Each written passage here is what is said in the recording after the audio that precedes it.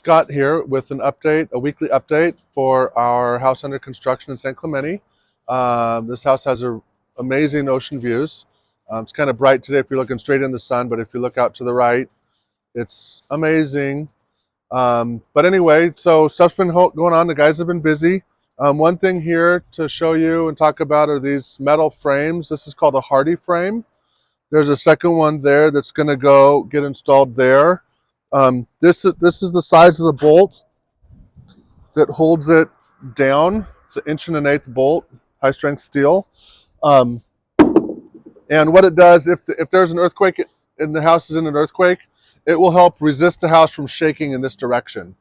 So that's what it's for. Really heavy duty, super strong. Over here, I think we saw last week, there's the pantry. The kitchen is in this area. We've got, I can't remember exactly what was on camera last week, but this whole ceiling, this will be the ceiling of the dining room, and above will be master bathroom and master walk-in closet. We did some pretty substantial demo up there. You can see where it's cut off, and that aluminum foil stuff which is part of the old insulation, is waving in the breeze. We had to cut down some really heavy material there. Fortunately, we were able to use this over here. There's this kind of contraption, the metal contraption.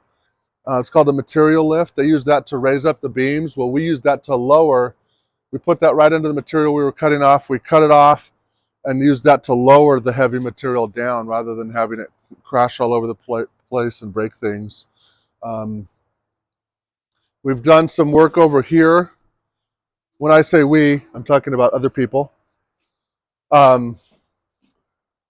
This is a shear wall. Again, this plywood wall helps resist the house from shaking in the event of an earthquake in this direction. With new design, they put shear walls in 2 directions, so because they don't know which way an earthquake is going to hit the house. So that helps resist earthquakes in this direction. You can see here, if it contrasts enough, there's a hole in the ceiling. That's for the elevator shaft.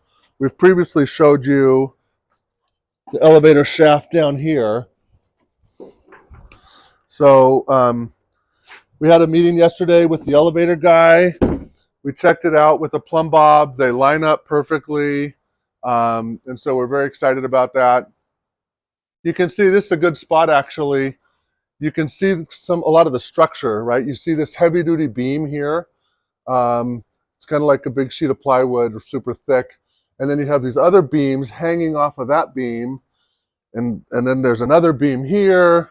There's just beams everywhere to support. The beams are what supports the house and the floor and the roof above and everything. So, and then here you can see a bunch of hardware.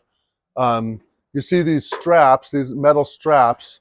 Like this strap ties in any forces that are going along here, that beam to the rest of the framing in this direction. And then this strap here ties in forces going this way. So it's all to help, strengthen the house.